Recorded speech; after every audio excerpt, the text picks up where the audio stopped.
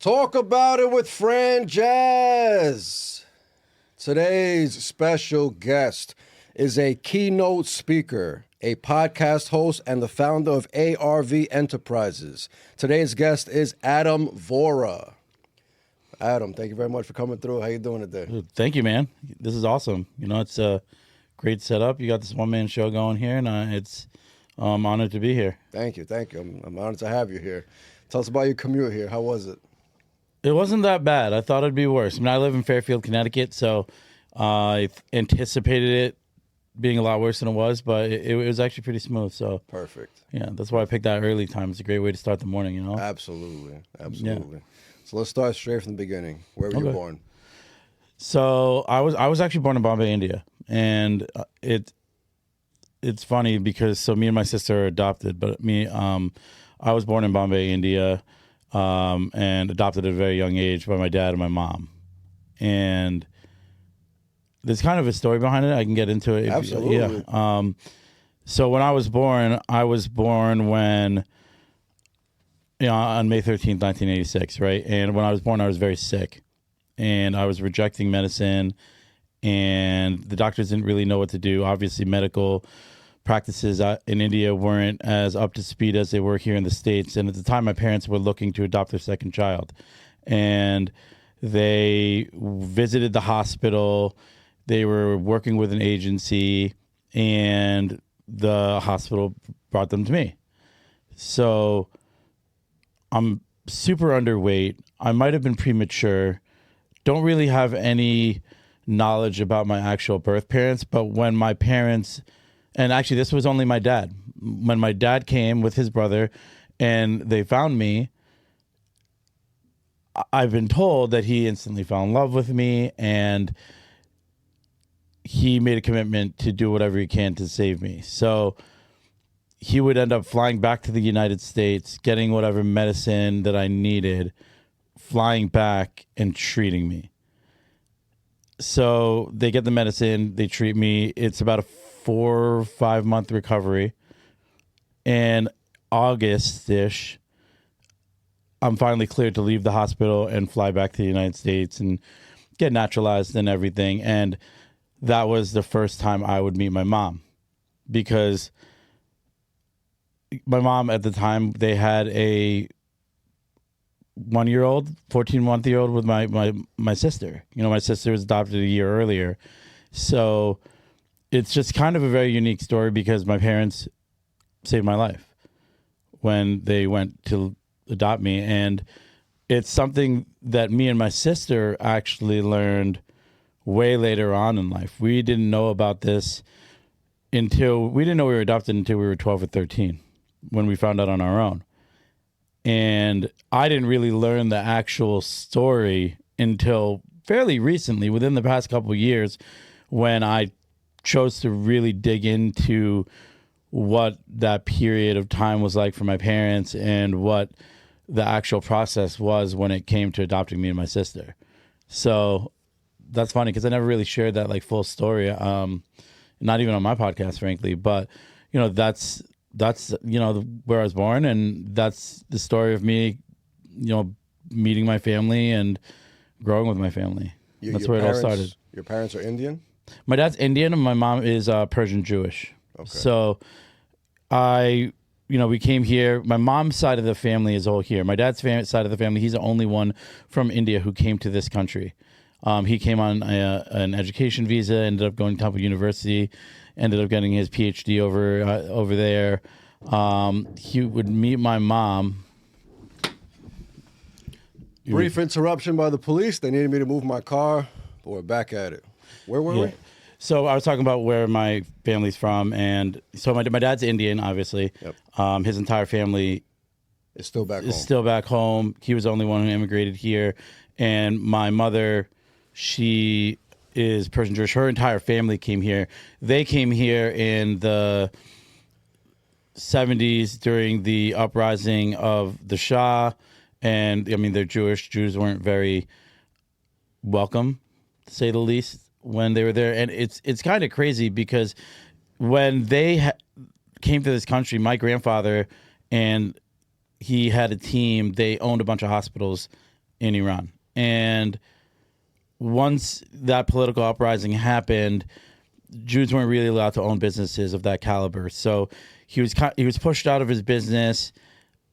From what I understand, he had to run.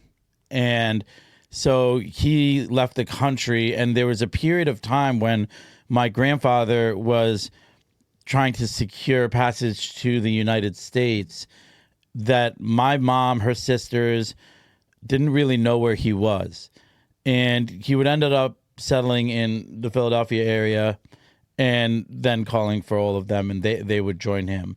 So they all came here, all spoke Farsi, and settled in the Philly area. So most of my mother's side of the family is based in Philadelphia. I have some Persian family in LA, because I think every Persian family has some Persian family in LA.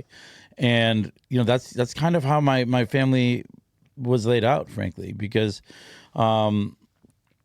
it's a crazy immigrant journey, because a lot of them would go to Ivy League schools and build businesses and work in education and work in research and do pretty big things. But it wasn't easy, certainly in the beginning. And, I could appreciate it more than I ever really did, because I'm asking the right questions that I never asked, growing up, trying to hear the stories that shape them, who they are, and, my family lineage. Absolutely. So at 13, how does that happen when you and your sister find out? That's crazy. Yeah. So, it's funny because we went to Jewish day school. We moved around early on while my dad was kind of establishing himself in his career. And we ended up settling in Danbury, Connecticut. And he worked for IBM. He ended up working for IBM for like 40 years. And really kind of random, my dad had some colleagues from college, I guess, and they were pretty close, and our families would hang out. And it was one of their daughters that actually told my sister that we were adopted, and we didn't, think anything of it. My sister didn't think Was of it your father's friend's daughter? Yeah. Wow. Yeah. It's crazy, and you think they're full of shit, and my sister, she told my sister. I think my sister internalized it right away and got curious, and she told me, and it was that age where you're like, you brush off your sister. So it's kind of like, whatever, Amber, and I didn't really take it seriously, and I don't even think I processed it at all. And she did some snooping, and she found adoption papers. And when that happened, I think she held on to it for a little bit, and then finally she showed me. And I was like, okay. How old is she? She's 14 months older than me. Okay. Yes. So, she's 40, and I'm 39. And, I'm trying to relive that moment when, we actually confronted them, because I ended up confronting them. We were driving back from the beach. I remember the date. It was August 26, 1998. Woo! And we were driving back from the beach. It was like back to school. It was one of the last beach days of the summer. And we were just fighting. Me and my sister were fighting. My mom was trying to settle us down. I remember I was sitting in the front seat, and it was like a beautiful day. And, I just blurted it out. And I was like, Mom, we're adopted. And you could hear the silence in the car. It was crazy. Because they probably thought about this day coming and had all sorts of scenarios of how they would play out, like we all do when it comes to big moments that we anticipate happening. And we just dropped a bomb. And we sit in silence. We get to the house. The rest of the car ride was silence. And they were just like, all right, let's have a conversation. When you guys go upstairs, clean up, come back down. And, obviously they want to, if now that I'm an adult, they want to get their ducks in order. What are we going to say? What are we going to do? Adam just dropped this bomb. How are we going to react? And I don't really know what they agreed upon, but the agreed upon strategy that they chose, frankly, what probably wasn't the best one when you look at the results that happened afterwards with more me than my sister. And, basically they told us that we didn't want people to look at you guys differently. And I get where they're coming from now. But all that made me do is look at myself differently. But, subconsciously, it made me, I already felt different, man. Like, I went to Jewish day school from kindergarten to 5th grade. I was the only brown kid there. Not that it's like a race thing so much, but I stuck out and I felt different for much of my childhood and for much of, frankly, my adult life. And then it was reinforced at the age 13 when we found something that made us different. And rather than lean into it and being told to embrace it and this is who you are and you need to love it, which is probably the approach that I would have taken, we were just kind of reaffirmed that we would be looked differently. So we both went different paths where I kept it a secret for a very long time because I didn't want to be looked at differently. My sister told her friends and was a little more outward about it, but there were scars that were left on her as well from, this revelation and the way that it was handled. And there was a long time that I was very resentful and angry and wanted validation. And I say this a lot that, I made decisions. I don't want to say directly related to that, but I think it did play a role because I was waiting for an apology that I would never really officially get. And I think oftentimes people do that, man, where they harbor this resentment, they hold on to it for a very long time. And, sometimes that apology never comes in the way that you want it to be. Especially from parents. And, just fast forward to when I finally decided to get sober, 3 years ago. And I'm going through this process where I need to let go of this backpack of bricks that's on my back because it's weighing me down, it's slowing me down, it's not allowing me to grow. And one of those bricks was that big resentment that I had with my dad. And in so many different conversations, I would come at him like, why did you do this? Why haven't you apologized? Why can't you accept responsibility? But I understood now that was not how to approach my father. And instead, and I think this is useful for anybody when they have a long festering resentment, I just asked him what he went through. Because if I could understand the process that he went through, then I could understand the choices that he made afterwards. And it was the first real vulnerable conversation I think I've ever had with my father. And he just said, that was the darkest period in me and your mother's marriage. We had been trying to have children for a very long time. They come from these traditional cultures. Persian, traditional, Jewish, Indian. My dad wasn't really fully accepted by my mother's family because he wasn't Jewish early on, so he kind of had to earn their trust. Now they're having trouble bearing children. And he said it was a really, really dark period. And then he said that we wanted you guys so bad. And we never looked at you as anything differently than our own children. And while there were opportunities to tell you, anytime that we had to tell you, we had to revisit that dark period in our lives. And I could relate to that. I could understand that. I could wrap my head around that. And I wish they had said that in that moment in the kitchen in 1996. They didn't. But now me and my dad's relationship is great. We are more open. I think having that vulnerable moment gave him the validation, gave him the peace of mind knowing that he can be like that. Like I'm 39 years old, man. Like we're adults now. We need to have an adult relationship in order for us to really grow, and because we have squandered a lot of time not watering our relationship. So it was a cool moment. It was a really, really cool moment. But it also I wouldn't have been able to have that moment if I didn't change the way that I thought, if I didn't understand and accept that I may not get what I want out of this. And when I started that conversation, I very well mentally prepared myself for, I might not get the outcome that I want. I might hear something that I don't like. I might walk away with this without closure, and I need to be okay with that. And when I came into it with that kind of open mind, it ended up being like a super powerful moment for me personally, both on my growth journey, my recovery journey, and my relationship with my father. What was the what did you get sober from? Alcohol. I did a little much of blow, but like alcohol, yeah. Alcohol. Yeah, I like to drink. Still? No. I mean, so, give me a drink, I probably do, yeah. But yeah, I like to drink. So yeah, drinking was my Achilles heel. Do your parents drink?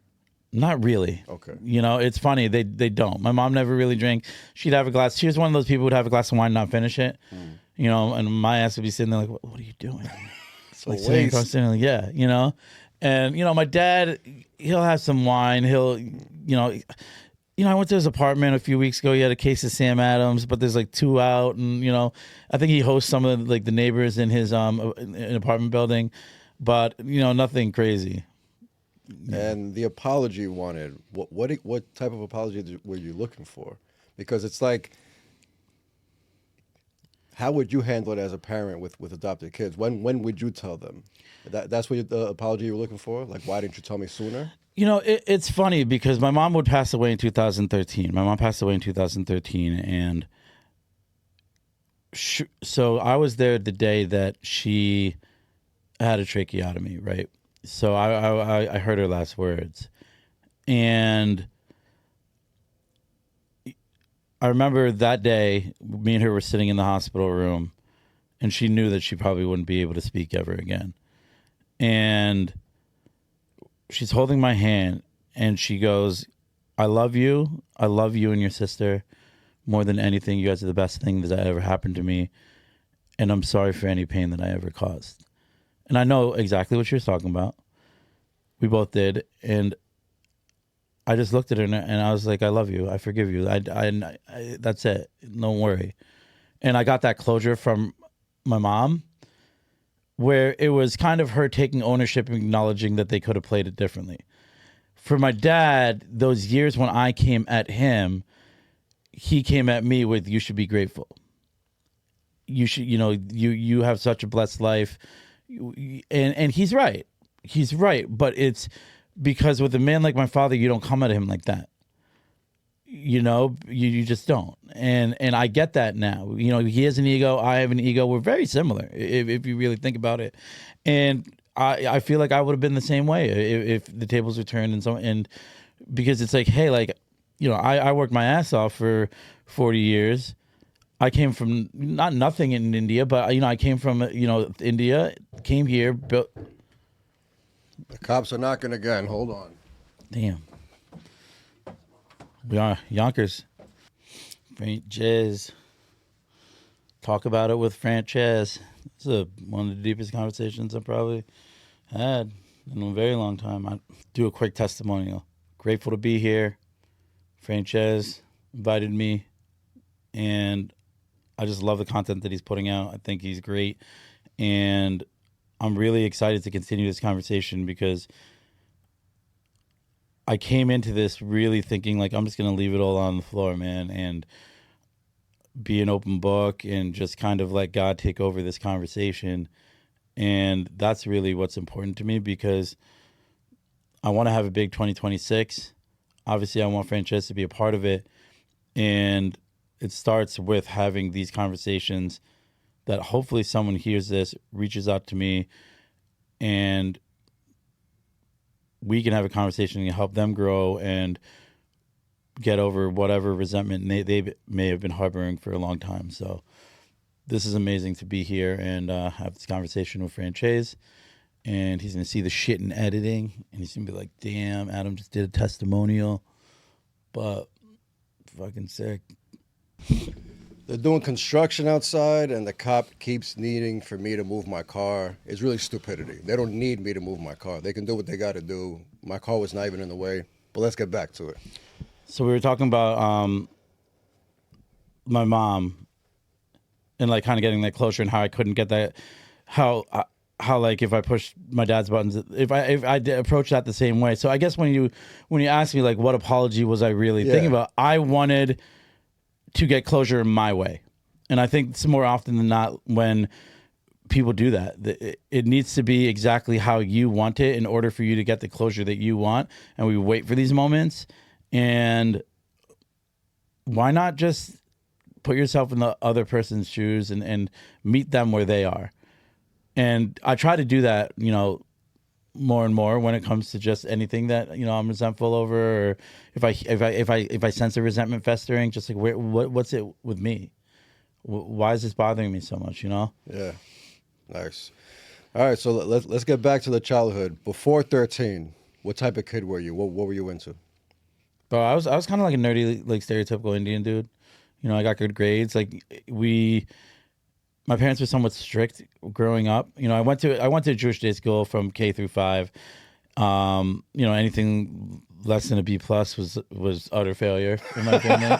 Utter failure. It's true, bro. It's crazy. Would go on to middle school. Same thing. Just kind of, put my head down. Socially, I had a group of friends, but it's funny because I went through friends in phases. I had like a good friend, when I was at Maimonides, and then I went to middle school, made some new friends, kind of stuck in like a small clique, and we grew, through middle school. But it really, frankly, when the major turning point really was finding out when I was adopted, because I always like to talk about turning points, and that was a major turning point because that's where the trajectory of what I needed out of just validation wise, the quest for just attention, that really changed. And I think I started playing sports towards the end of middle school, 8th grade. I started playing Pop Warner football, and that's when you meet a different group of people and do different type of kids, and they're athletes and whatnot. And I used to kick it with them, and a lot of them were older than me. Because that was back when Pop Warner did it by weight, and if you were like a fucking sophomore, you could be like 100. If you're 125 sophomore, you could be on the junior midgets and play with 8th graders. So like our quarterback was Mike Azzarito. Shout out to Mike Azzarito. Mike Azzarito was our quarterback. He was like a sophomore. He weighed 130 pounds, and he was nasty. Running back, same thing. Jesse Jaramillo. Shout out to Jesse Jaramillo. No, it was crazy. Those two guys were studs on our junior midget team. The rest of us are in 8th grade, and we're just rolling over people in the Candlewood Valley, man. And that was like those were probably two of the funnest years of my life, man.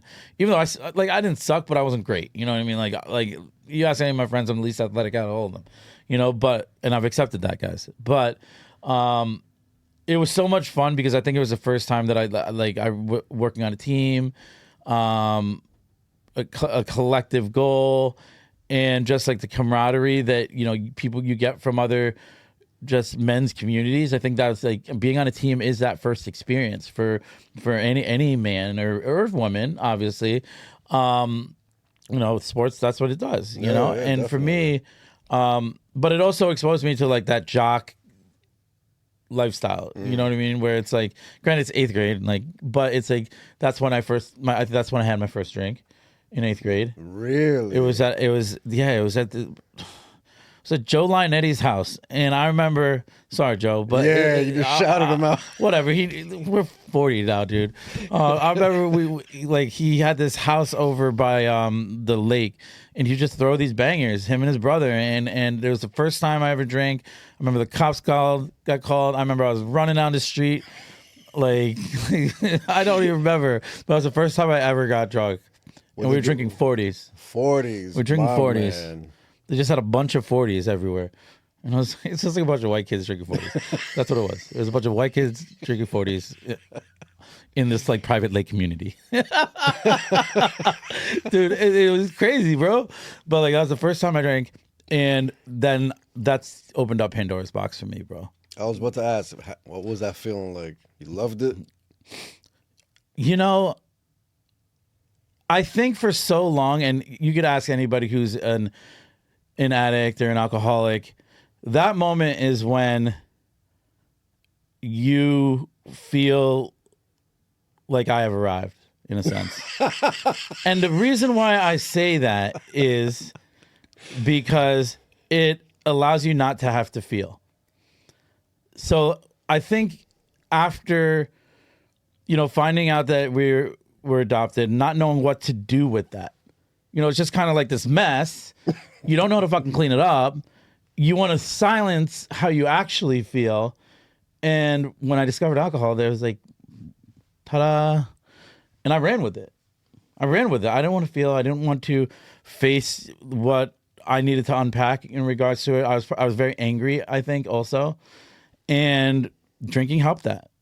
And it eventually became the solution for a lot of my problems. And I think that's when you can kind of clearly define whether you have a problem, when this substance is not only the solution to all your problems, but also the ways that you celebrate, the way that you mourn, the way that you get over a fear, the way that you go on a date, the way that you have to do anything.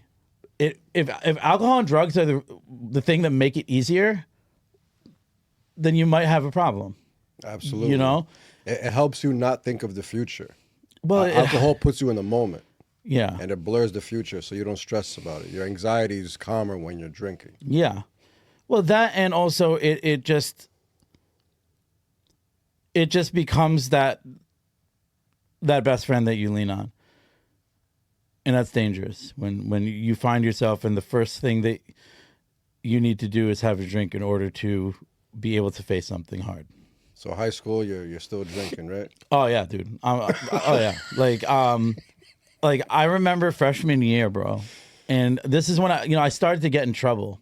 And I remember freshman year, like, I don't know if there was this organization, it was called DECA. They did a fashion show. It was like for marketing. And I got so drunk before that thing, this fashion show. And I remember getting caught and getting pulled into the principal's office. And, the teachers liked me.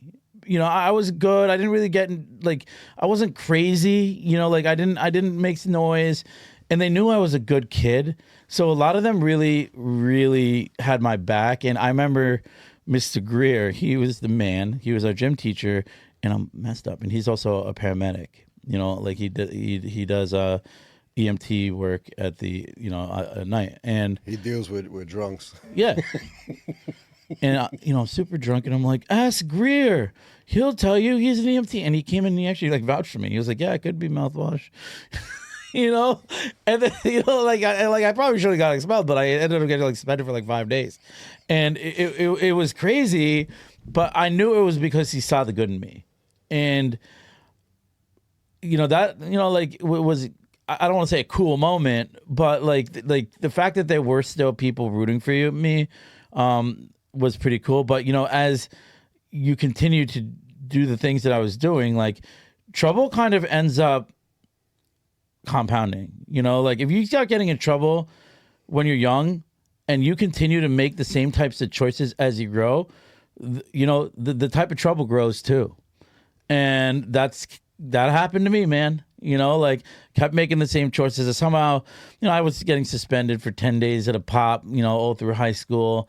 But those days were just opportunities for me to meet up with whoever and, go on blunt rides and drink in someone's house or go to the diner and you know what I mean? And dine and ditch and do all these crazy ass things, bro. That's what we would go to this diner and just dine and ditch. And we what were we doing? It was for the thrill. We were chasing thrills. And it's funny because when I grew up, I'd end up working in the restaurant industry. No way. I would end up, and it's dude, what was I thinking? But it just shows that it was just all about that instant gratification during that period of time. I would graduate from high school, and I remember having to beg the attendance clerk at senior year to be listen, just make that last 3 excused absence, and then I can get my diploma, please. And she was super nice about it. She probably just didn't want to see me next year, or see me yeah. So she so I end up graduating. I ended up getting into a good school. I went to UMass Amherst, but wherever you are, there you are. And I still hadn't faced the demon of the working through the whole adoption resentment. During this period of time, you know, like I ended up losing like a best friend to cancer in sophomore year. That's something I never ever dealt with, and you know, like anything I would drink over, you know, and you know, but I ended up going to UMass Amherst, bro, and that was the first time for me to like ever be on my own, you know, and you know, I remember the semester before I went, I got diagnosed with ADD, and I got this prescription for Ritalin. It's like, it was the worst thing that could ever happen to me. How did that happen, though? Your parents wanted to get you checked out? I don't know, to be honest with you. I don't know. I think when they saw, like, you know, I was a straight A student all the way up into, like, middle school, and then, you know, high school, it was, like, you know, touch and go here, you know, and so I think they were looking for answers as to why, when really it was because I was hanging out with the wrong people, I was drinking, I was smoking weed, I was not caring. I wasn't prioritizing what, you know, I should be. I was caring more about being popular. I was caring more about getting attention than I was about just like doing the work, which is wild that they would say, okay, let's put you at a school about 150 miles away with, you know, 30,000 other people and opportunity to party harder. And obviously I took full advantage of that. I went there. I think I stayed there for like 2 years. I would end up leaving. Let's get to the Ritalin. Did you like it? Did it help you? Oh yeah, I loved it. But you know, then I was like, oh, I like stimulants, and they allowed me to drink more. You know, I'd go through like a 30-day script or a 3-month script in like 30 days, and it was terrible. But you know, I think a lot of kids do that, and you know, I understand that. And what did you want to be when you grew up, when you were a kid, before college? That's such a good question. I wanted to be an architect. I don't know why. I wanted to be an architect. I liked buildings. But the second I saw what type of classes engineers had to go to, I was like, I gotta switch this up. I was like, I'm terrible at math. I was like, that's not gonna happen. But that's so funny. Yeah, I wanted to be an architect, but I ended up, I don't know. I think I majored in communications, and then I ended up switching my major to hospitality and tourism management, because that also was a passion. I've always been a people person. I always loved the grandeur of like hotels and cruise ships and travel. So, you know, I ended up going for hospitality and tourism management, and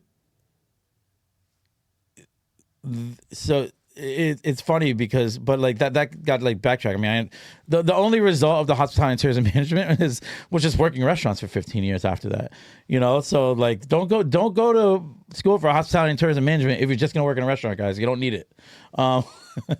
What job did you want to get though when you went to school for that? You didn't want to just be in a restaurant. I wanted to like manage like a 5-star hotel. Okay. You know, I wanted to manage a cruise ship or you know, eventually like open my own hotel, something along those lines. You know, that was something that appealed to me. You know, then when I jumped into the restaurant industry, I fell in love with that because I don't know, I've always been, you know, ready to talk to people and people's people. Yeah. And the restaurant industry also allowed me to do what I'd love to do also, which was drink and party harder. I'm serious. Like, it's crazy, but it's true. You know, if you're an active alcoholic, you know, go work in a restaurant industry. You'll drink yourself to death. You'll make some good money, and you won't have time for anything else other than working and drinking. And I did that for like 15 years. Wow. You know, like it was crazy, you know, because, you know, at that point, like, you know, also like trouble was brewing, you know, like, you know, I talk a lot about it from, you know, like, you know, it's funny a little bit, but, you know, like I was also like getting in trouble left and right, you know, getting arrested, Well, like DWI or something? Yeah. Okay. Oh yeah. Comes And with the territory. it definitely comes with the territory. And that was those were tough because one of the things that I've learned, and my body of work speaks for itself, that if you don't change anything, then you will continue to repeat a cycle. And that's exactly what I did over those 12 years. Like I would get arrested, consequences would be laid out for me. I would be on my best behavior until those consequences were lifted, and then resort back to the races, to my old ways, because I didn't change anything. And I think, I always say this, consequence-driven change doesn't really ever last. If you're only changing something about yourself to get a girl back, get a car back, get your family back, get a job back, if that's the only motivation for change, once you get those things back, then your ego will run rampant again. Absolutely. And I think that's something that I learned repeatedly, because I would get things back, or I'd wait for probation to end and then go back to, the races. And during this period of time, like, life is happening, bro. Like, my mom's getting sick, she starts dying. And I'm grateful that during her final years was during a period of recovery for me. I think I had, strung together around maybe 9-10 months that time. And, I'm grateful that, when she finally left this earth, I was sober, but I wouldn't even say that I was sober as much as I just wasn't drinking and I was clean. Because I think, I think there's a difference between not drinking and then actually living his life of sobriety. And I think and a lot of people don't differentiate, but there is a big differentiation between that. What's the love life like during your drinking and the 15 years of restaurants? What's going on within that gap? The love life is early, like through high school, college. I had girlfriends and whatnot, but throughout this period of time, I had a partner. I had a partner for a really long time. Can I cut for a second? I don't really talk about my relationship, and the reason why is because she's very private. So, but I mean, I can like vaguely talk about it. Yeah, right? just about. Yeah, I wanted to see how, like, before you got sober, how relationships were, and then now, like, the big difference, because your mind is clearer and you're a different person. Yeah. Do you think your failed relationships were because of the drinking? Well, I think my failed relationships was because I was just looking for people who would party with me. I was looking for someone else had the similar desires that I had. Like, let's party, let's go out, let's come back, and you know what I mean. Misery loves company. It's misery loves company, but those relationships were very transactional. I've had a partner for the past, I think we're going on 13 years. And, awesome. So she, when I met her, I was sober, and she's seen the cycle. She's stayed through the cycle. And a lot of things that I now understand is that when you compare, her to the past, it's those other girls would just left me when things got bad. But the ability to kind of sustain through this relationship kind of shows the caliber of person that she is, the caliber of love that, we have, and also that my actions affect everybody around me. Mm-hmm. And when you have a disease, in a sense, when you are living with an active alcoholic, it's a disease of the family. And it's a disease of the family like nothing else, man. Everybody around you is affected. Everybody around you, it becomes traumatized. Everybody around you starts to question themselves. Everyone around you is scared because they care about you and they are powerless over you changing. And that's the thing that, you know, I give my complete and utter gratitude to my partner, frankly, because I would have left, probably, if I'm being completely honest. And, you know, but, you know, there are gifts through this thing. But there are times that, you know, were rough. So, restaurant went on for 15 years. Yeah. What was the breaking point? The breaking point was, all right, so like, dude, at this point I had already, you know, been on probation. I did 4 months in jail for a DUI at one point. 4 months. Yeah. Wow. I did, you know, like, yeah, it was crazy. You know, so at this point I did all of these things, and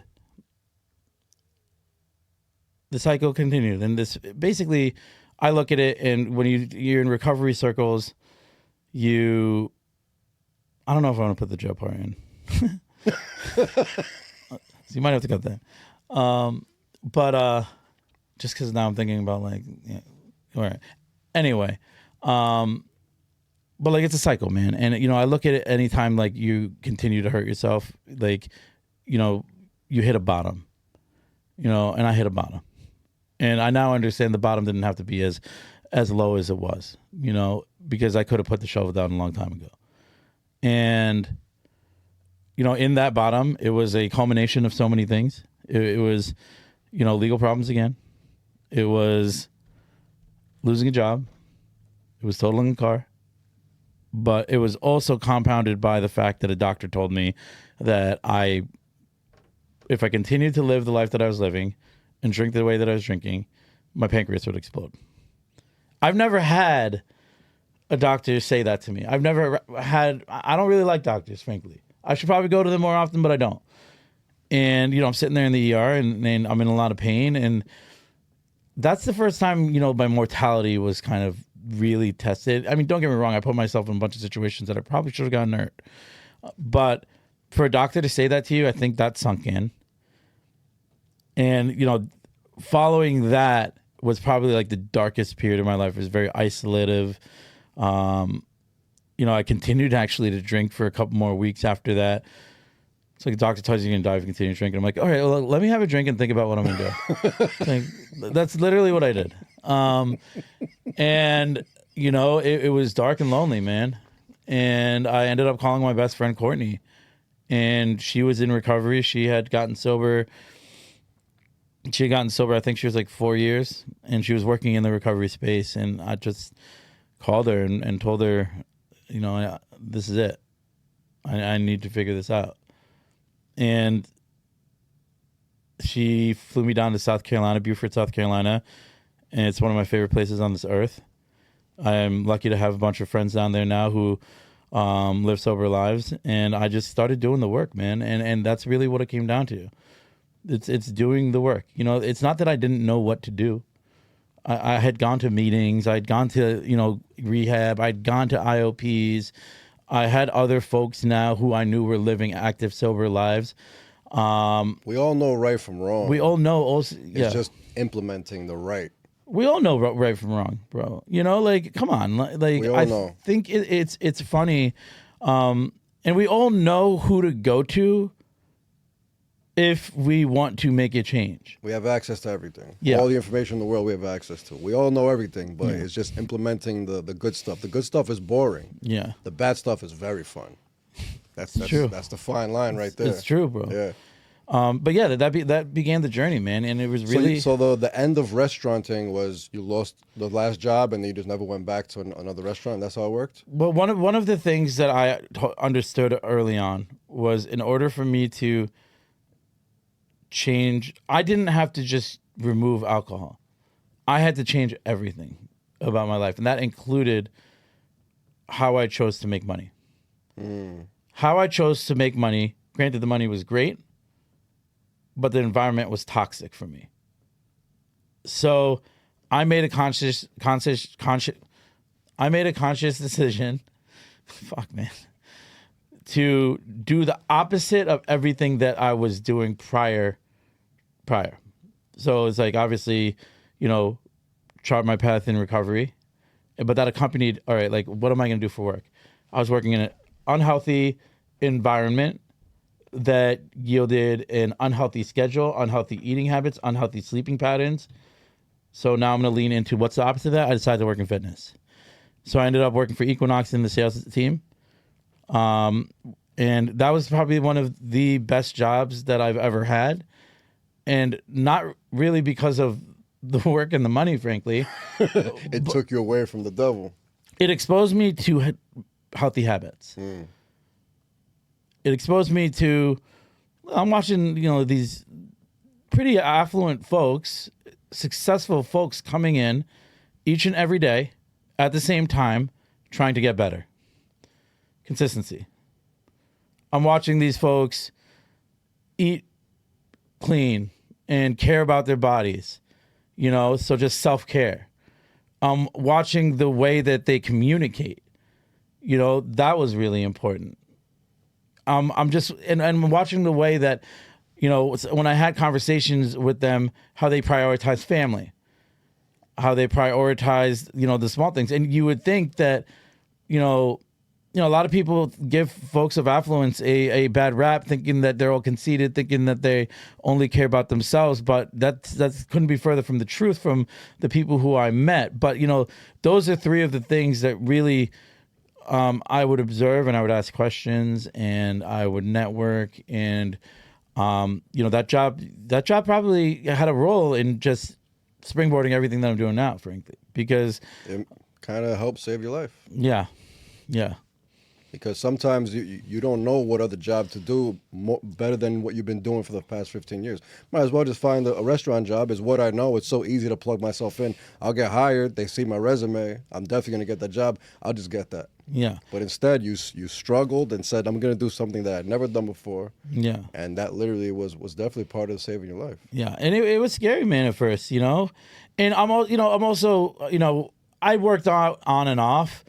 But, like, you can work out on and off for, 10 years. But, if you're also, drinking a handle of vodka every 3 days, you're not going to see any fucking results, I'll tell you. And you won't be consistent. Yeah. So, then also, like, I started getting into a consistent workout regimen. One of the things that was really important was, like, let's just live like day one of my recovery journey was like, I need to start living like a normal human being. That's it. Absolutely. That's it, bro. Dumb it back down to 3 square meals, to the needs. go to bed at a decent time, make your bed. Drink water. And work out.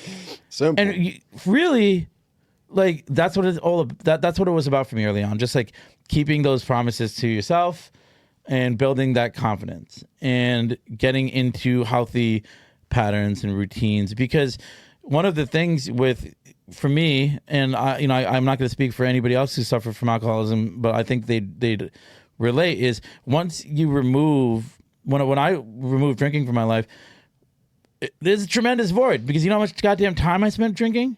What am I going to do with that time? And for me, it was doing more productive things. Like, I introduced journaling into my life. The reading started to follow suit. All of those things. But let's talk about the journaling and reading. Yeah. When you journaled, what were you writing? Just like about your day-to-day stuff? Yeah, early on, Going to work, I woke up, and stuff like that? Early on, yeah. Okay. And then what's the reading like? Is this the first time you're actually reading for something you care about? Because before, I'm assuming you read for school or whatever the case, but now you're into self-development. Yeah. What are the books and what are you reading? I mean, I early on it was really recovery-based books. Okay. I was, like the Book of Alcoholics Anonymous, like that, leaning on that for a very long time. Now, yeah, it's more like personal development books, like. Anything that really stands out that helped you that you could, share with the viewers that might help them? I mean, I love, why am I fucking, Rich Dad, Poor Dad. That's something I read every year. Every year? I read it once a year. My man. I mean, I think that's really just important to just like refresh your memory when it comes to just financial literacy, but also just how two starkly similar people can have very different approaches. And it's not because neither one doesn't care, but it's because of the vision of seeing the broader picture. You see that a lot now. I think that, because there's so much more opportunity for people to, there's so many different avenues that people can go when it comes to wealth and how to build it. But then there's also the advice that you get from, I'll tell you from my boomer dad, where he's cool with his like 8%, portfolio growth and doesn't want to make any risky moves. I email him different opportunities all the time where, he has that opportunity. But like, I just like how, it's important to really, diagnose different, like look at different perspectives when it comes to money. And that's a really important book I think everybody should read. Frankly. I agree. That I have a list of 13 books that I recommend people. That's definitely part of that list. That's a really good What's book. your list? I don't have it memorized. I have it listed, but number one is the 4 Agreements. Okay. Yeah. Mastery is in there. Mastery of Love is in there. The 48 Laws of Power is in there. Karma by Sadhguru is in there. I don't remember them all off the top of my head, but really, really good self-development books. I started my self-development journey in 2018. And it's funny, what the catalyst to that was my doctor telling me my liver was because I was drinking too heavy. Yeah, really? Yeah. Yeah. So I relate to that story with the doctor because some people get the news from the doctor and not change. Yeah. But the average person, when they get something that serious, news that serious, that's what helps people change. Yeah. Usually your parent telling you don't do that, your friends telling you don't do that, your boss telling you don't do that, in one ear, not the other. But a doctor's telling you your health is at risk, that's usually what helps people change any bad habit. Usually. But there's people out there that muscle through anything and don't care. Well, the thing, you know why, dude? And this is what I'm going to tell you. For me, I understand that ego is my Achilles heel. All right? So I look at my life before recovery where it was me. I was a taker. What can you do for me? I was transactional. I was chasing instant gratification. And that's all ego, man. Yeah. Now, in this second chapter of my life, I understand how toxic ego is for me. Oh, yeah. And I say this a lot, that this, hopefully it's a full half, the second half of my life, I really need to lean into committing it to giving back. Because I understand now, through exploring conversations about purpose with my podcast, when I ask people what gives them purpose, it's always about how they're affecting others positively, what they're giving back, how they're using their position, whether it's a financial position, whether it's a position of influence, whether it's in a whatever position they have, how are they using it to instill good within the people they can directly affect. And that's what they always say is what makes them feel like they're living purposefully. And for me, that's really, really important. I want to go back to the books thing, because one book that really changed my life is The Subtle Art of Not Giving a Fuck, bro. I read that one. That's one of my favorite books. And the reason why is, for me, I need to understand that not everything... I don't need to care about everything, bro. Absolutely. Because if I care about something and I'm giving it energy and I have no control over it, I'm wasting time. I'm wasting whatever emotional capital that I have. I'm wasting whatever mental capital that I have.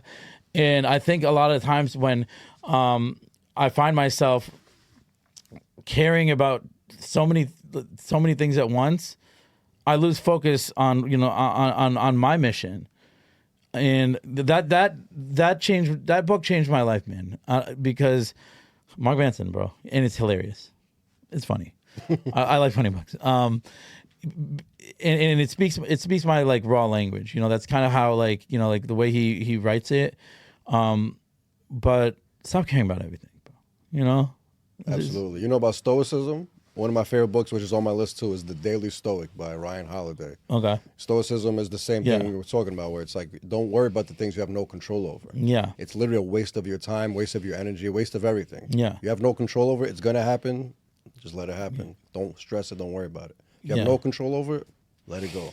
Yeah, dude. I mean, it's so funny that you say that because obviously that's the essence of the serenity prayer, right? Absolutely. You know, and if you really think about it, the only thing you have control over is you. That's it. And I just thought I was working on a project, and I love working with different people, but when the person I was working with wanted to control everyone. And for me, it's so outside of like how I have trained myself to understand that I can't change how this person thinks or acts or reacts, whatever.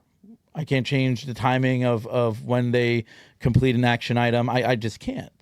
But what I can control is, my role within a project. I can control, the way I regulate my emotions. I think that's really important. And, sometimes like it's funny when you work on yourself, you're able to see that there's a lot of people out there who are in pain or living in fear or anger. And it's really more identifying. Really, all you can do is pray for them. Because if you try to pray for them and lead by example and hope that they come to you, and then you have an opportunity to serve them. That's it, because you can't tell somebody to change. No, dude, you know how many people like try I was to tell me saying to earlier. change? Yeah, like I was saying earlier, usually a doctor, but a friend, family, whatever, bro. Yeah, it's funny because so many people throughout my life tried different things to lead me to live a different life, but it wasn't until I hit that dark moment and I made a decision to lean into a recovery, frankly. Absolutely. And it's not that I didn't know I needed it. You know what I mean? We all know right from wrong. It's not that I know I didn't need it. I want to talk about that, man, because that's so valuable. Like I was having this conversation with a friend, and he was at a fork in the road, and I just blatantly asked him, like, what in your gut do you think is the right decision? And I think that's really, really important, that oftentimes we ignore our gut. Oh, yeah. And I would say 99% of the time your gut's right. If you listen to it, man, like the one things that we as humans are so just infamous for is just ignoring obvious red flags. And usually the reason why we ignore those red flags is because we're chasing something, we want instant gratification, or we want to change someone. And those three things are never a recipe for us to get the fulfillment that we want out of a situation. And I think it's because it's ego. It's always Absolutely. ego, bro. Absolutely ego. Yeah. I talk about the ego a lot. Really? It's a powerful thing. The ego lives in the future and in the past, never in the moment. That's why meditation is so powerful. Yeah. Meditation is the best thing any human can do, because it puts you in the moment, and the only thing that matters in the entire world is this moment. Yeah. Being appreciative that we woke up. We started this podcast at 9 a.m.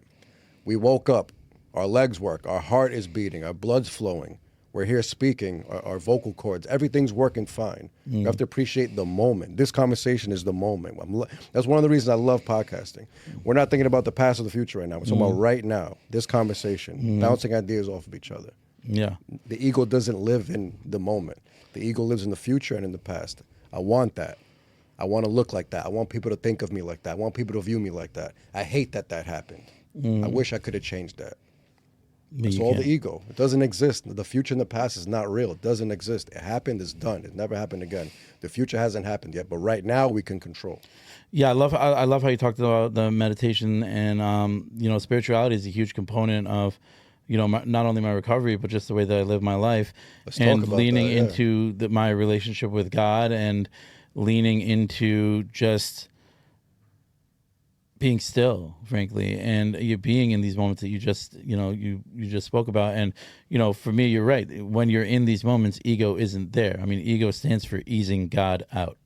Oh, I never heard that one. It does, and when you're working with ego, you're not letting God use his vision for you. And I think that's something that is really, really powerful, man, because for me, I had to acknowledge that. And I have to do that sometimes on a daily basis. Like, is this me wanting to impose my will onto a situation? Because what's going to happen if I do impose my will onto a situation and it's a mess?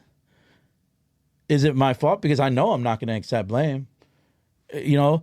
Or what happens if I do it and anytime I impose my own will on a situation rather than trusting the process, trusting my gut, and just going with what feels right and I know is right, that's God working through me, you know?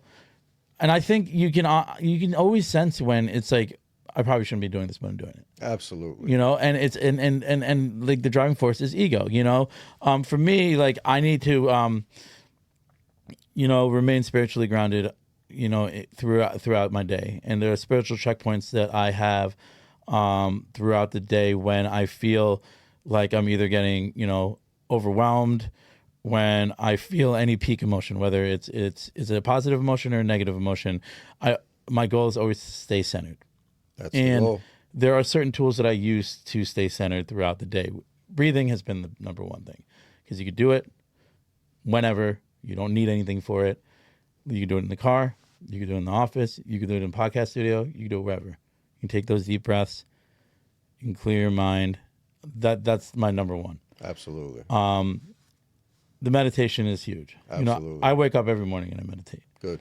I used to do it laying in my bed, and then my chiropractor said that I need to use this thing on my neck, so I have to lay on it, and I do it on that, and it's actually cool. And I do it on my my floor, and I get my spine. I got my spine straightened out for a little bit, and then it eases me, and I breathe, and I do about 20 minutes of meditation every morning. Amazing. You know, and it's like the best way to start your day. No devices, nothing. Absolutely. And it just helps me serve my purpose in a way that I probably wouldn't be able to if I wasn't like I previously lived, like completely unconscious of any, you know, spiritual grounding. Same, yeah. When I was drinking and partying, and before my doctor told me about my liver, I didn't believe in religion. I didn't believe in God. I didn't even know self-development was a thing. Yeah. I never heard those two words put together before. My life was just chaos.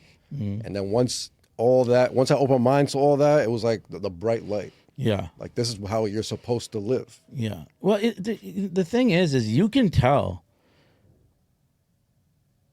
who is leaning into being the best version of themselves on a daily basis. Absolutely. And who isn't. Just by the way they speak and their actions. Just their aura, man. Absolutely. Just by the aura. You could tell when someone's spiritually centered. Absolutely. You could tell when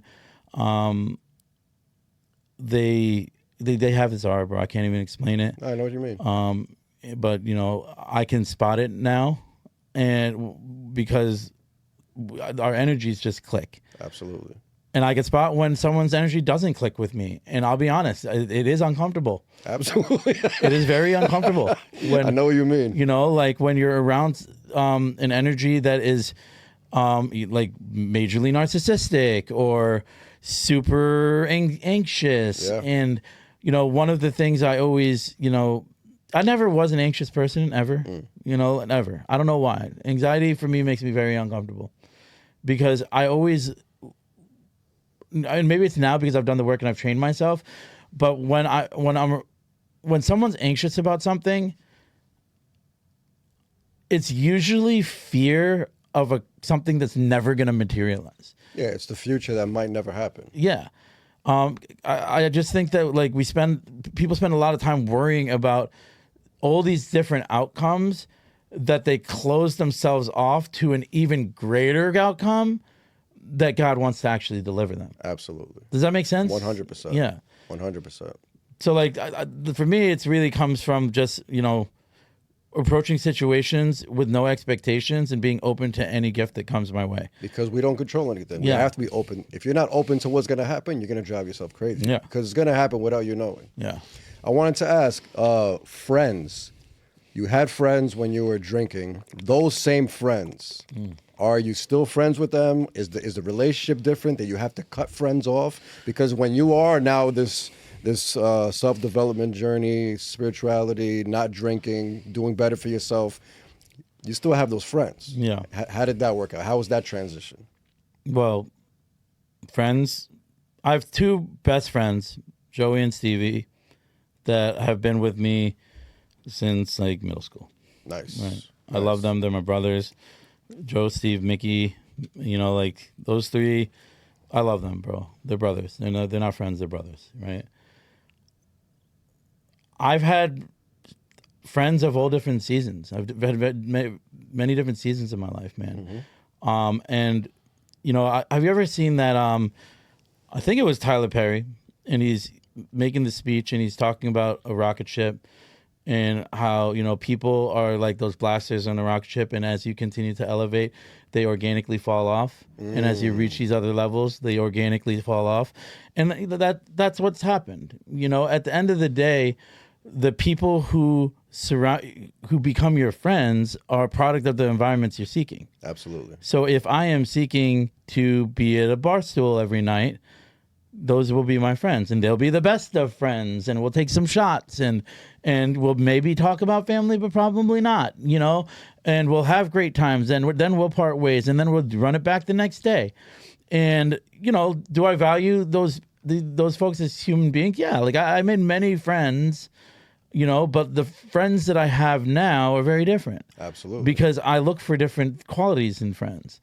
I'm looking for, to have conversations like this. I'm looking to see where we can support each other in our businesses. I'm looking to see, honestly, who likes sushi. No, I'm just kidding. No, you're serious about that. Yeah, I love sushi. Like me and my boy Rob, we go on these sushi lunches. And we go to this place called Sushi X in Stanford. It's bottomless sushi. It's great. If anybody ever is in Stanford, it's bottomless sushi. We sit there, and it's all about the conversations we're having. I could sit on a bar stool and talk about how bad the Giants are for forever, if you'd like. But is it really going to make me grow? No. Me and Rob are talking about how can we help each other's businesses. You're doing this on social media. Why are you doing this? And how is it producing X outcome? The conversations are different. So, the friend group is going to change because my interests have evolved. Absolutely. I want to grow. So the friends I'm attracting now also want to grow. That's what it is. Yeah. And it's organic. It's not like I had to go back, because that's something a lot of people fear when they're making big changes. Oh my God, like I have to go to my friends and say like, I can no longer hang out with you. No, you fucking don't. You do you. You want to grow. Lean into you. You'll attract who is going to help you grow. And these folks, maybe they'll call you, but those phone calls will slowly dissipate, and you'll see them in the gas station. You'll say, "What's up? Oh, I see you're doing this." All of the folks who see me now, they're so proud of me, man. Good. And it means so much that they are. And, some of them reach out and they're like, I want to do, like, can you help me? And that is what the gift that I get to do now, where it's like they're asking me for advice. It's like, shit, they were bailing me out of jail. Well, not really. They weren't. None of them did, actually. Yeah. But it sounded good, though. Yeah, none of them did. Only Steve did. My man. But, like, you know what I'm saying? Like, because, at the end of the day, those aren't friends that I would call if I was in jail. But the friends that I have now, if I got into trouble, they'd call me an asshole, but they'd come get me. Absolutely. Absolutely. So I want to mention about the ego. I used to, for the past few years, I've been saying, kill your ego. I've been promoting that. Kill your ego, kill your ego, kill your ego. And then recently, another friend that's on the same mindset as me, we're having a big conversation about ego and ego and ego. And at the end of the conversation, I came to the realization that we all have an ego. We all will have an ego, no matter what. We cannot kill it. So now I'm saying tame your ego, because we need an ego a little bit in reference to, let's say we want to start eating better because we want to look better, or just live longer, or just live a healthy life. That is the ego. Yeah. Thinking about my future self, that doesn't even exist. That is the ego. But that's a good way of using the ego. Yeah. You know what I mean? So it's like tame your ego. Use it in the right way. Don't let it loose. Well, keep it on the chain. It's like have a healthy ego. That's what it is. It's okay to like Have good goals. Have Because good goals. having goals of the future is the ego. But have those good goals, that's good ego. Yeah, I think when it's ego rooted in just like self-discipline and self-belief and self-trust, it's a different type of ego as opposed to an ego that's I need a belly so people can see me. In entitlement. Exactly. And that's where you can contrast the two. Because there is a level of confidence that you need to walk into a room if you're trying to get something done. Absolutely. And that's important. So I completely agree. Absolutely. You know, for me, you know, I'm able to tame the ego because I don't even know who said this, but you know, they're being interviewed and they were like, you know, what do you think is a superpower? And the person said emotional regulation. And that I saw that like probably like 3 months into sobriety, bro. You know, like it's funny because, you know, our brains and our phones are both algorithms. The more we feed our brain positive, you know, positive energy, positive, you know, even if it's digital content, you know, just like Instagram, if we continue to feed positive messaging into our head, we reprogram the way we think. And the same thing happened obviously on Instagram. It's like now I'm seeking out like motivation. I'm seeking out recovery. So my Instagram algorithm changed from like cars and, you know, girls and whatever the fuck I was looking at. And now it's all just like motivational quotes and, you know, you popping up and just empowering growth. And it's the same thing with our brain. But no, that's a good point because I did the same thing when I started my self-development journey. I unfollowed all the meme pages, all the stupidity, like pages where they just post fights or just stupid stuff, negative stuff. I literally unfollowed all of that, and I actively started following the positive stuff. People that are doing great in life, all not just celebrities, people that are known for doing great stuff. Like you know, Grant Cardone and just people that are speaking and always preaching the good thing to do. I just started following all of that stuff. And you're right. It's what you consume is who you become. Yeah, dude, it's so funny because and that's where I, you know, like that emotional regulation thing. That's something that I saw when, you know, like my algorithm was recalibrating, and that stuck out. That and I think it was Imo Petraeus at UUT when he was like, "Make your bed, change your life." It was his University of Texas commencement speech. Those two things. No, it was make your bed and change the world. That's like one of the coolest speeches ever.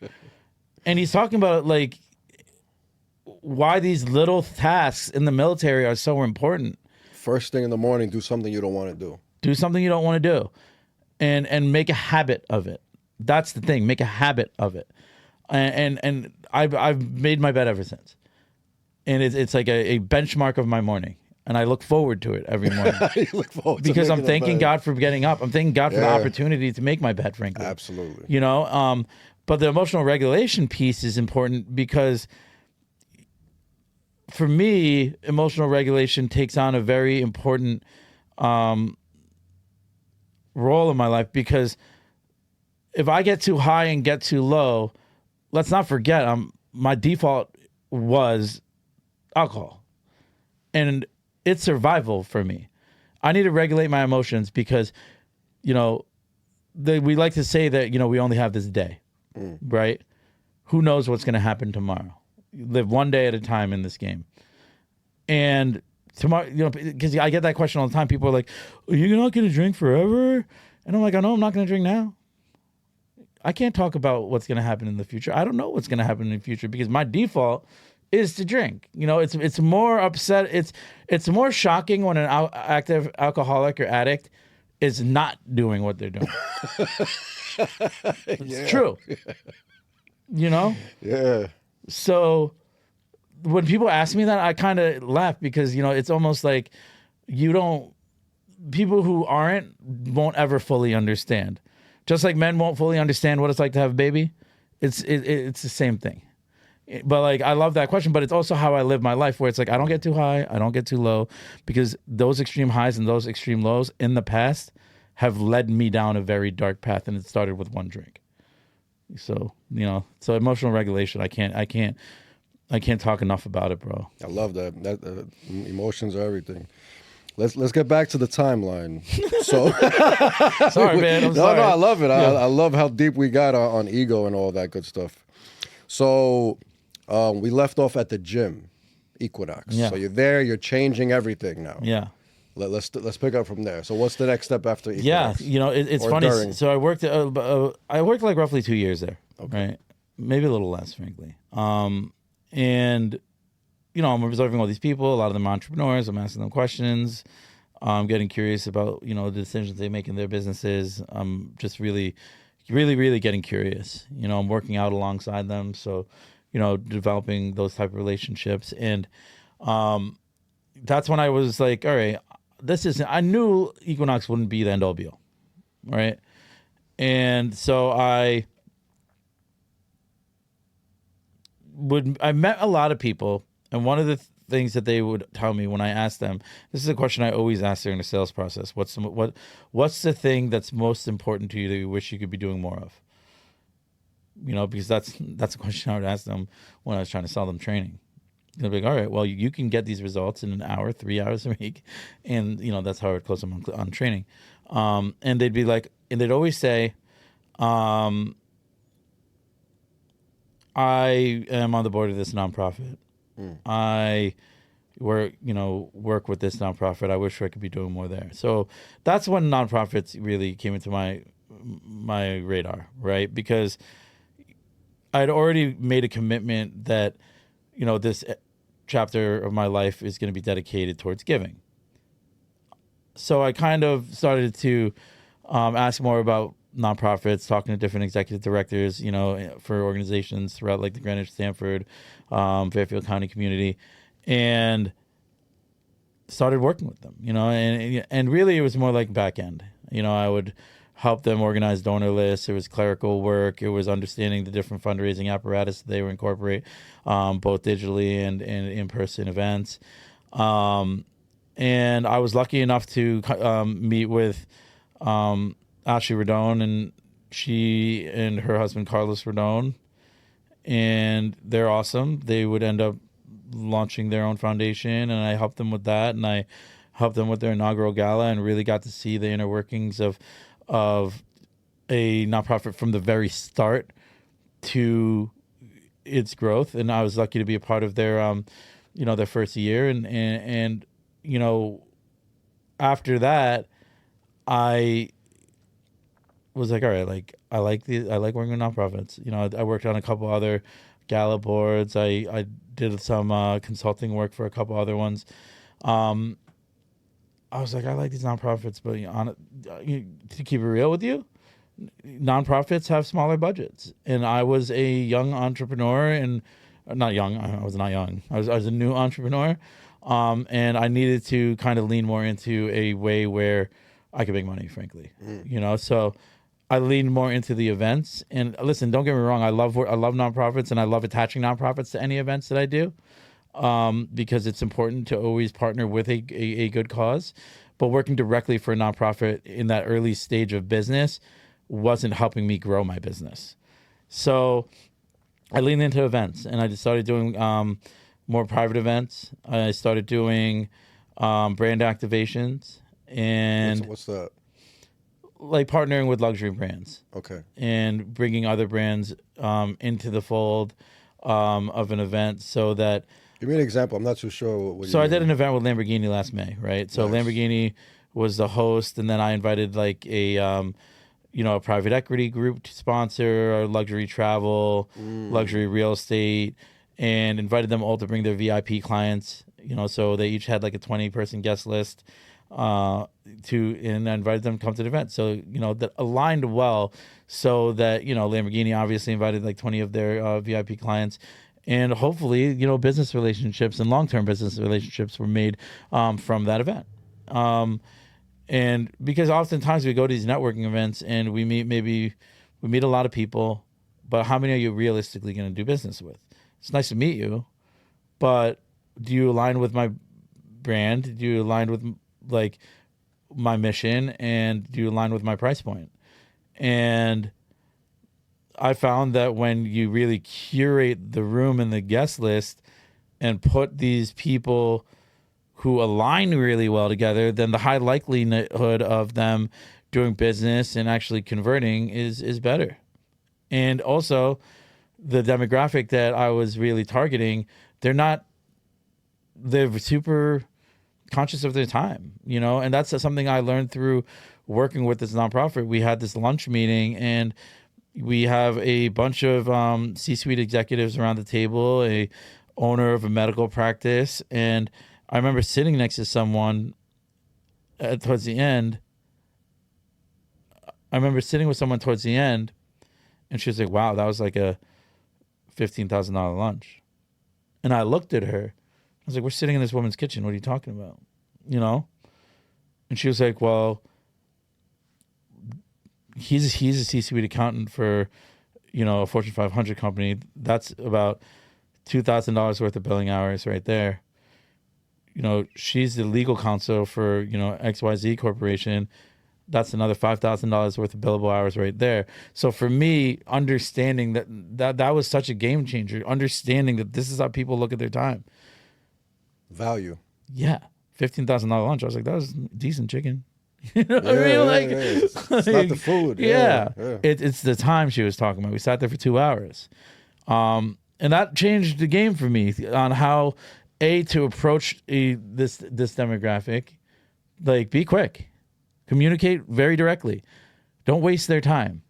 And, I think that's something that I, do with my own time now, where it's just like, even the way that we booked this, bro.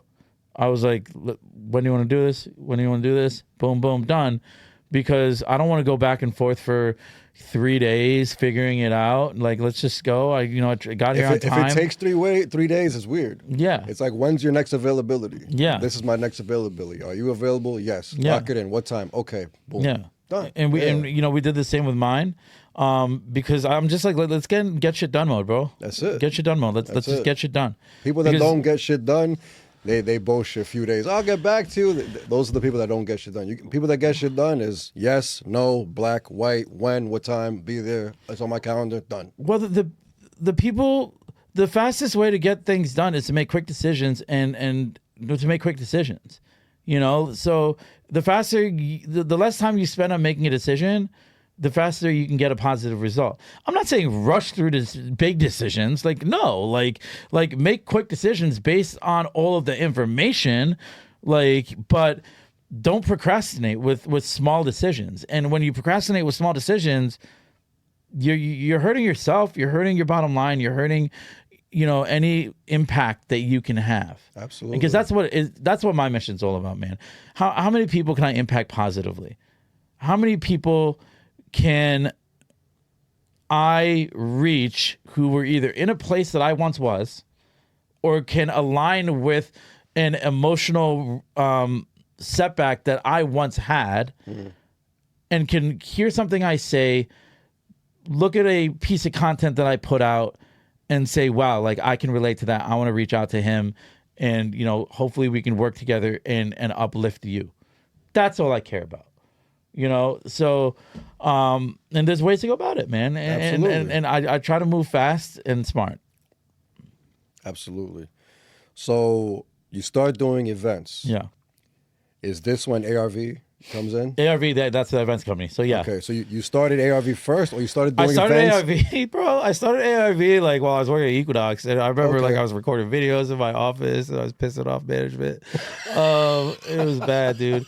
I started doing that. I hosted a big event there, during that period of time. That at Equinox, you hosted an event? No, okay. I did do an event at Equinox, but then I did another event at the Bruce Museum in Greenwich, and it was weird because I was promoting it while I was working there, and it was rubbing people the wrong way. And in hindsight, I could have done a lot better with communication and being more transparent. And to that, I've owned and you learned. I learned. Yeah, I learned. But and at the end of the day, it also allowed me to do something that I feared, which was letting go of the security of having that corporate job and just go jumping full in. So ARV, boutique event and strategy consulting firm. Yeah. What is the strategy and consulting from? What's that part of it? So, I help people build out their vision. Like I help them build out sponsorships. I sell the sponsorships. I align the different brands.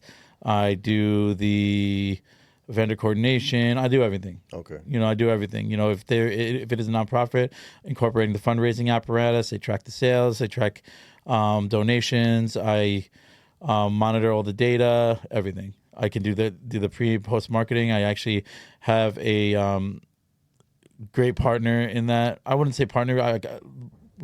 She partners with me on every single one of my events. Her name's Rachel Lacken. She's amazing. She does all of the social media marketing for the events, any of the promotion. Like, she's great. She actually manages my business Instagram, not my current one, but I'm probably gonna expand and have her manage everything, frankly. But yeah, it's like, people, I think the one misconception, people want to just have an event. You know how many conversations I've had? Sorry, I don't know why I put my brim so far. Holy shit. So what, dude, it just went low for a second. People come to me all the time and they're like, I want to do an event. I'm like, all right, what's your budget? I'm like, I don't know. I'm like, all right, tell me your vision. Exactly. And how many people? So what do you want there? Who do you want there? Yeah. Blah, blah, blah. You know the details. Yeah. And I look at them and I'm like, okay, well, that's going to be, X amount of dollars. It's funny because we go to so many events, we take for granted what actually happens on the back end. There's money involved. These events don't. Got to rent the space one. Yeah. I love when, people come and where are you gonna have it? Like, I don't know. Like, all right, well, do you need me to find you a venue?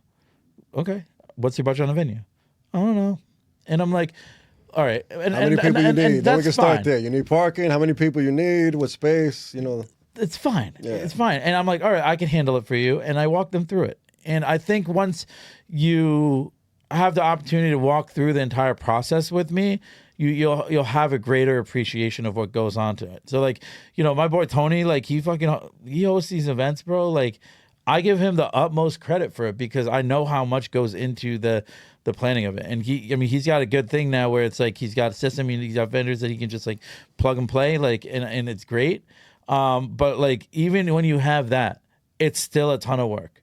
The promotion, the events that I do are higher ticket. So, at the end of the day, a $30 event, you could probably get away with marketing on social media. But a, say, $100, $150 ticket and higher, you have to pick up the phone.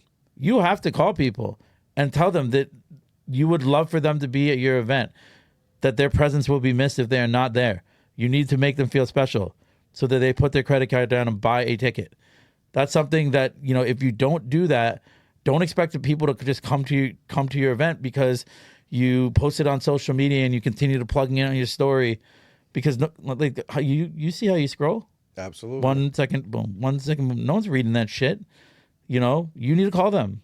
Absolutely. You need to make people feel important and loved and that, their presence matters to you. And that's what I try to communicate with any event. Absolutely. The best is when, you format it where the sponsors have a guest list and they're responsible for filling in the ticket spots. That's what I love to do. Because the burden of actually filling the room falls on the sponsors and not me. And I don't want to say burden, but they get to really... It's work. They get to handpick who they want in their room. And that's how you really, really build out a curated room of just... And awesome things tend to happen in those rooms. Absolutely. What does ARV stand for? Adam Vohra. What is it? Adam Vohra. What is that? My name. Oh, really? Oh! You said it so fast. I'm like, what? Yeah. Nice. Perfect. Okay. This guy. I love it. This shit. I'm like, who's that? Who's that guy? Yeah. I was wearing him. Same guy you've been talking for an hour, bro. Oh, yeah.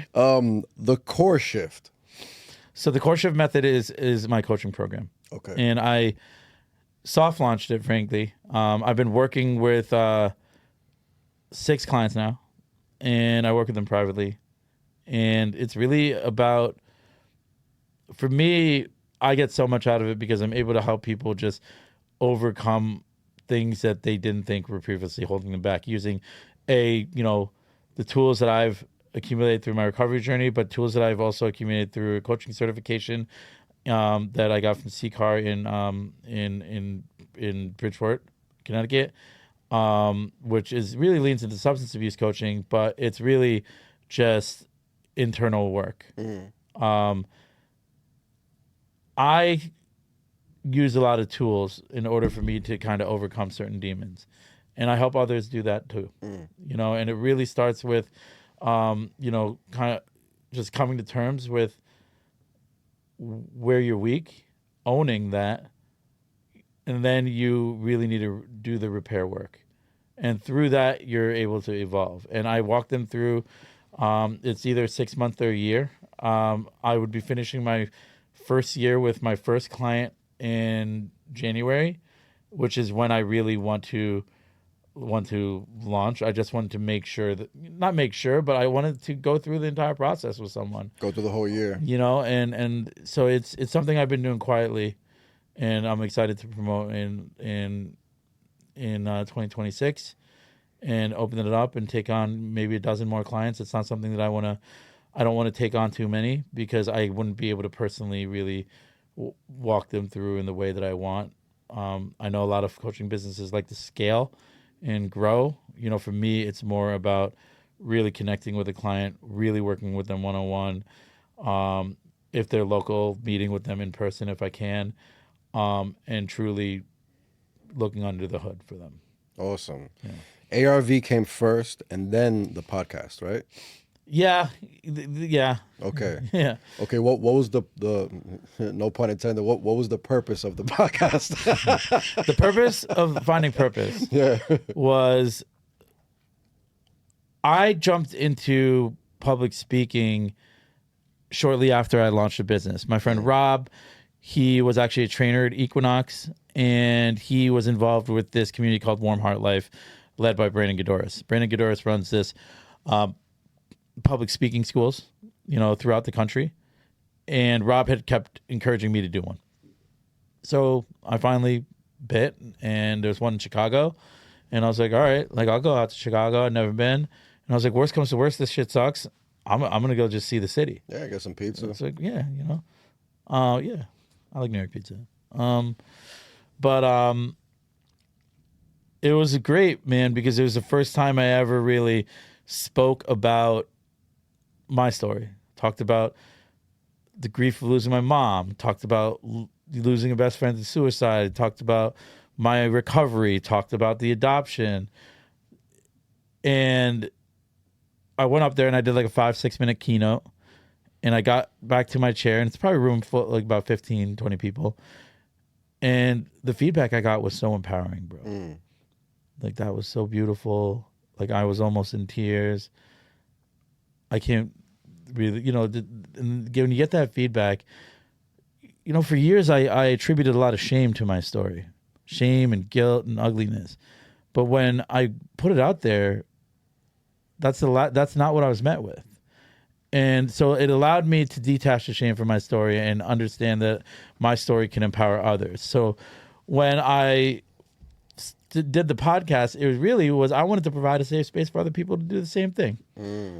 And I wanted to lean into conversations like the ones that we're having now, because they're so important when it comes to not only the person who is sitting in the opposite chair, but for me, I learn a lot. And if I'm learning a lot, then I know for damn sure my audience is. 100%. And hopefully that person is walking away, and I've already said this a couple of times, is where I've never said this on a podcast before. You know, like, I love when people say that, because that means I'm doing my job as a host in making them feel safe to share some moments in their life that now they're able to detach shame from. Absolutely. I love it. Is there anything else that I didn't touch on that we should be touching on? No, man, I think we hit everything. I think that we were pretty thorough. Yeah. I'm glad. I didn't want to leave any stone unturned. No, this is great, man. This is great. Right, I'm super grateful for this time. So let's finish strong. If you could let the people know where they could find you. Yeah.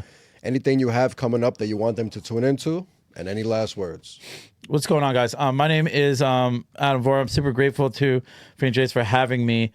You can reach me at my Instagram at Adam Vohra _. You can also go to my website, www.adamvohra.com. And, definitely follow my podcast as well. Follow Franjez's podcast. I'm going to plug him also. In addition, if you are in the New York metro area, Greenwich, Connecticut, or Darien, New Canaan, I do work for Upper Westchester Lifestyle Magazine. If you are looking to advertise or partner, feel free to reach out to me. I'd be happy to help you there. But yeah, www.adamvohra.com. Got some exciting things coming up. It's constantly being updated. So looking forward to connect with as many of you as I can. Or you can follow me on Instagram at @AdamVohra_. Awesome. Is that good? Thank you very much for your time. Yeah. Thank you. My pleasure. This is great. Yeah, it was. Shout out to the cops. Shout out to the cops for the couple breaks we got. And if you made it this far, shout out to you. Thank you everybody for watching. Peace and love.